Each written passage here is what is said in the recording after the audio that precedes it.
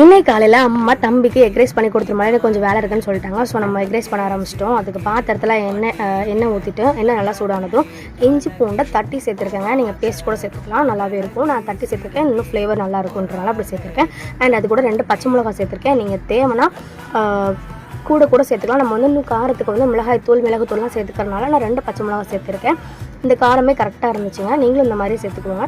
அப்புறமா 2 பெரிய பல்லாரி சேர்த்துருக்கேன். நீங்கள் கண்டிப்பாக வெங்காயம் நல்லா நிறையவே சேர்த்துக்குவோங்க. அது நம்மளுக்கு சாத்தோடு சாப்பிடும் போது நம்ம வாயில் கடிப்படும் போது ஃப்ளேவர் நல்லாயிருக்கும். ஸோ அதனால் 2 பல்லாரி சேர்த்துட்டு கூடவே மிளகாய்த்தூள், உப்பு, மிளகுத்தூள் எல்லாத்தையும் சேர்த்து நல்லா மிக்ஸ் பண்ணிட்டு 1 ஸ்பூன் நம்ம சோயா சாஸ் சேர்த்துருக்கேன். நல்ல ஃப்ளேவர். அது எப்படின்னா நம்ம ஹோட்டலில் சாப்பிட்ற மாதிரி ஃப்ரைட் ரைஸ் மாதிரி ஒரு ஃப்ளேவர் கொடுக்கறதுக்காக சோயா சாஸ் 1 ஸ்பூன் சேர்த்துருக்கேன். அண்ட் அது கூடவே 2 முட்டை உடச்சி ஊற்றி நல்லா கிளறி விட்டுருங்க. இப்போ இது கூடவே நல்லா வடித்து ஆற வச்சுருக்க சாதத்தையும் போட்டு கிளறிட்டிங்கன்னா சூப்பரான எக் ரைஸ் ரெடி ஆயிடும். இது ரொம்ப சிம்பிளான எக் ரைஸுங்க. நீங்கள் நார்மலாக பண்ணுறதுக்கும் இதுக்கும் ரொம்பவே டிஃப்ரென்ஸ் தெரியும். கண்டிப்பாக இதை ட்ரை பண்ணிவிட்டு எப்படி இருக்குன்னு சொல்லிவிடுங்க.